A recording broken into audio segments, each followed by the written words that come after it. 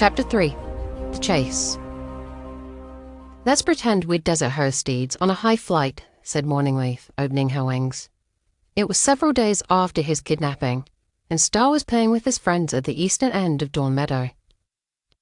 "We're not allowed to fly higher than the trees until we're weaned," Bumblewind reminded her, chewing on a blade of grass.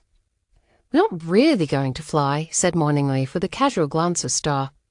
"But let's pretend we're on a high flight to where the blue sky turns black." "You know desert herd steeds can't really fly that high," said Echo Frost. Morningleaf flicked her small, curved ears. "Yes, they can. Raincow did it 400 years ago."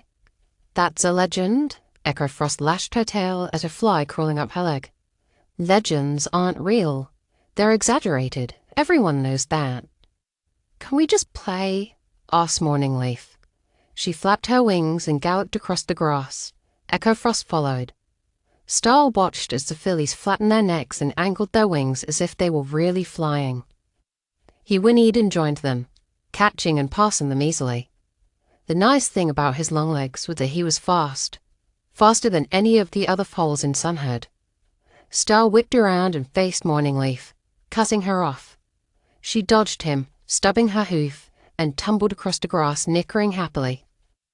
Morningleaf sat up and shook a flower petal off her head. "You two will be Snowherd raiders," she said, pointing her wing at Star and Bumblewind. "Try to catch us. Come on, Echo Frost."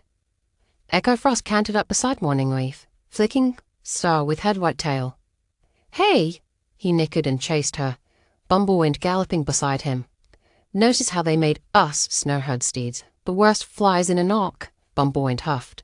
"So if we catch them, they'll say we're cheating." "But we're bigger and stronger," Star said, running faster, his heart thrumming in his chest.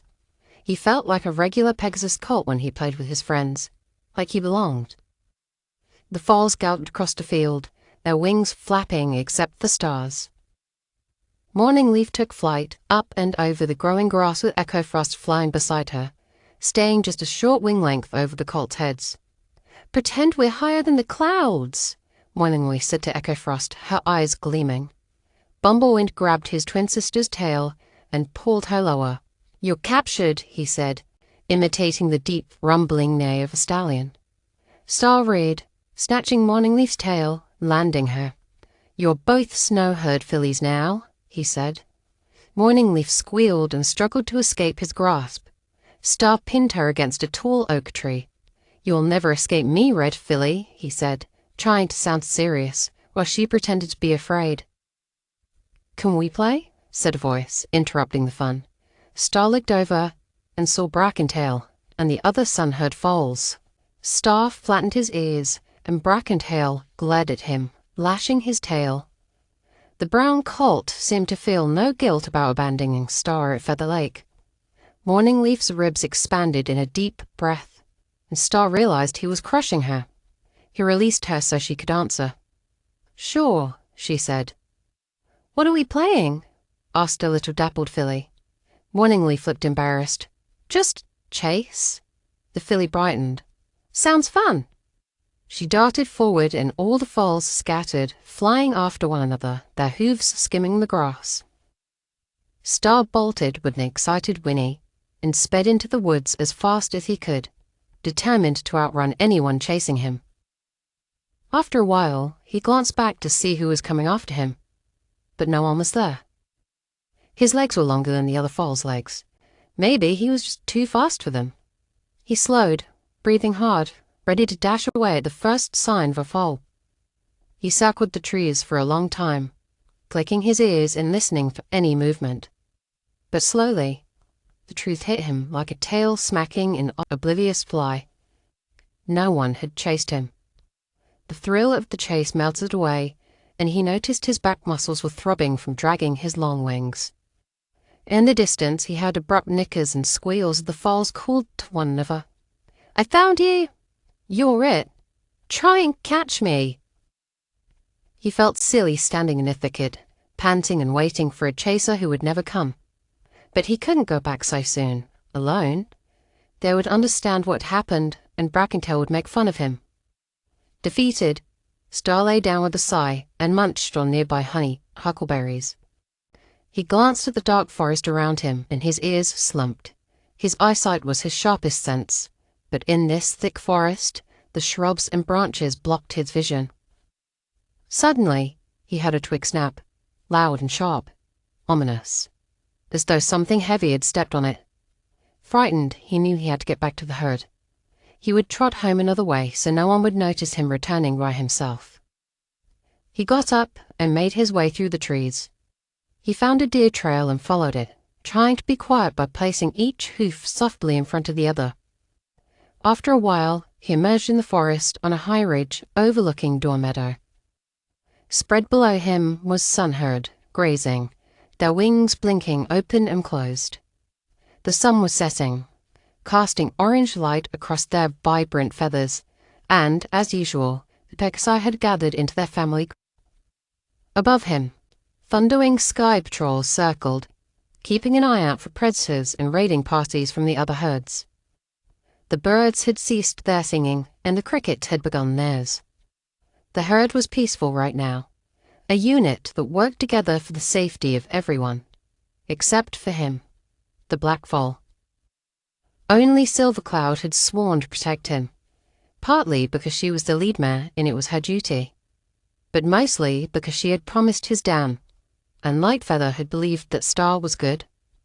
Right now, Silvercloud was standing alone under a tree.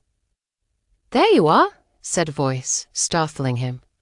He looked down and saw Morningleaf climbing the ridge, digging her hooves into the sharp rocks and wincing. "Why aren't you flying?" he asked, perplexed. Her eyes widened in surprise, and she huffed. "I don't know. Habit, I guess." Star sighed. "That's my fault." Morningleaf reached the top of the ridge and stood beside him. "Don't talk like that." "It's true." She flicked her ears and looked over the herd. "I'm going to be a lead mare someday," she said, ignoring his comment. "Why?" She blinked at him. "Why not?" Star tossed his thick mane. Morningleaf was born to lead and protect, but the job wasn't without its dangers. Lead mares were responsible for leading migrations and for the safety of all the mares and foals. If anything went wrong, if her charges were kidnapped, killed by predators, lost on migration, or harmed in any way, the lead mare could be punished, and the punishments were severe. But nothing Star could say about it would change Morningleaf's mind. He nickered softly. "We should join your mother. She's all by herself." Morningleaf fluffed her feathers and snorted. "That's my father's fault." They proceeded down the ridge toward the herd. Star watched Thunderwing land from a flight and canter away from Silvercloud toward a group of single stallions.